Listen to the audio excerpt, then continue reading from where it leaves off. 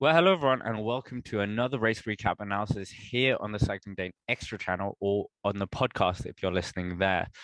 And unfortunately, today I'm by myself, and today was, of course, stage 5 of the 2022 Giro d'Italia from Catania to Messina. It looked like it was going to be an interesting stage with one categorized climb in almost the middle of the race. It was going to be an interesting stage. A lot of the teams saw this opportunity. Of course, the last time we were starting at Catania, we had Arnaud Demare take the race victory after his team, Groupama FDJ, had managed to get rid of one Fernando Gaviria. And it looked like history was about to repeat itself, but not with Groupama FDJ. Alpes and Phoenix looked like they were pushing on, trying to get rid of some of these riders. And it quickly emerged that Mark Cavendish was dropped, Caleb Ewan was dropped, and a lot of these big sprinters, including Arnaud Demare, were on the back end of the race. This pursuit lasted for a long time until 30 kilometers to go, where they threw in the towel.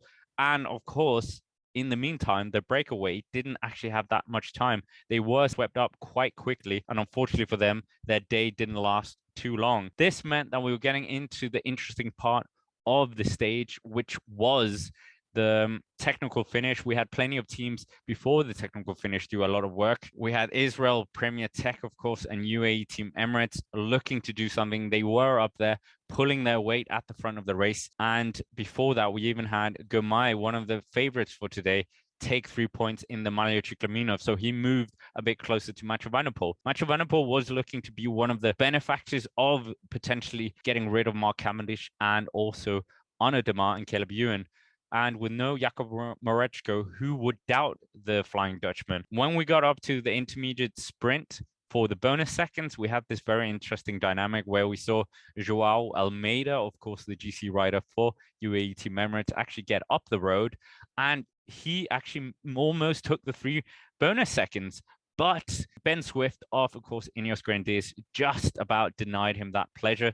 Joao Almeida still took 2 seconds. So a bit of gain in that position for him. And as I said before, with 30 kilometers to go, that's when we saw Lotto Soudal and Quickstep Alpha Vinyl throw in the towel, unfortunately. Mark Cavendish and Caleb Ewan, unfortunately, not being in the finale for the sprint. With about 10 kilometers to go, we had Bora Hansgrohe up there, we had DSM, we had Groupama FDJ doing an incredible work here. Once again, doing what they did in 2020, getting their man Arnaud Demare in there. Arnaud Demare hadn't taken a stage victory in the 2022 season and really doing his best here to make sure that he could be in a favorable position.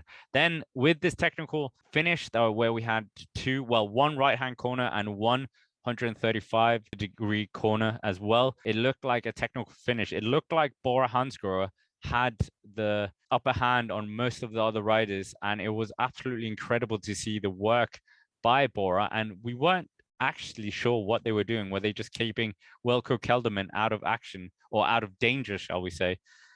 From the helicopter shot, we could see that Groupama FDJ were really up there at the front, bossing it with Israel Premier Tech. As we were coming inside the last few kilometers, we could see Biniam Girmay, of course, and he looked like he almost came a cropper when Phil Bauhaus moved to the right-hand side. He was boxed in once again, unfortunately for the Eritrean superstar, and he was just on the wheel of Phil Bauhaus, and then Phil Bauhaus just moves in to the Cofidis rider.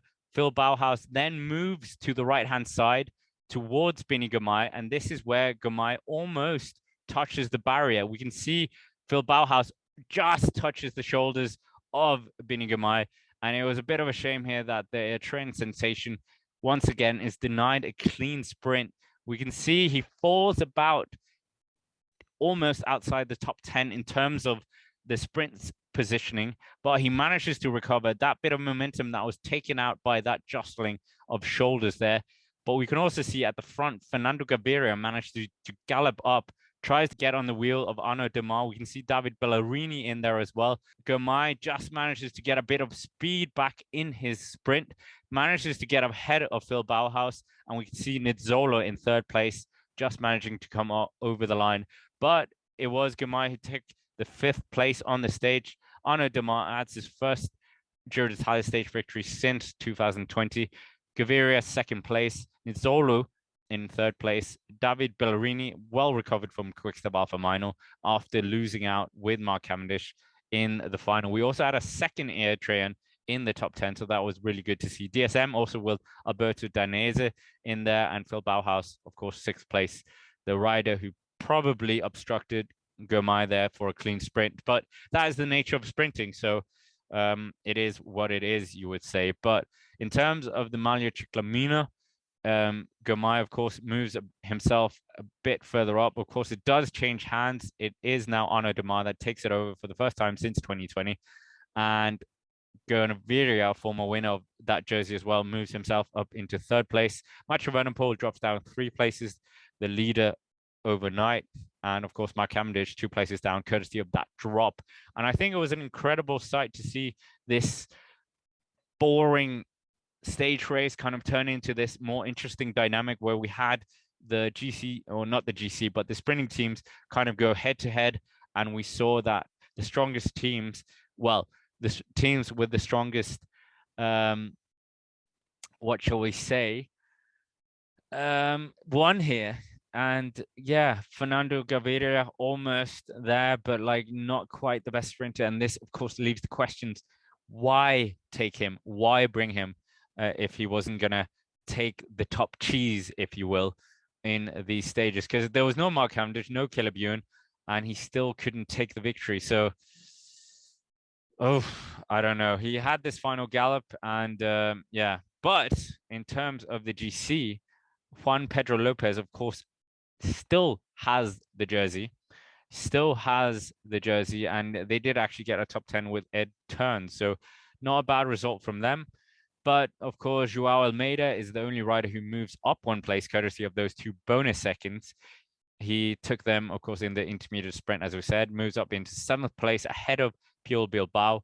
And every second counts, of course. We still have Juan Pedro Lopez in 1st place, Leonard Kemner in 2nd place, Rai Teremaya in 3rd place, best of the GC riders, Simon Yates in 4th place, Mari Van Sevenant in 5th place, of course, and Wilco Kelderman in 6th place. And to finish out the top 10, the riders we haven't mentioned, Richie Porte, best rider for Ineos Grenadiers in 9th, and 10th place, Romain Bardet. So still to play for in terms of the GC. This is the 5th recap of this year's Giro Italia. Thank you very much for joining here on the Cycling Dane Extra, or if you're listening on the podcast. And of course, as always, make sure to check out the main channel where we do all the previews for each stage, and of course, the streams every day. And of course, we'll have a number of special features on there in the days to come. Plus, we also have our 3rd channel, the Cycling Dane Gaming channel. So if you haven't already, make sure to hit the subscribe button on that one. So thank you very much for watching. And of course, as always, have a nice day, and I will see you around.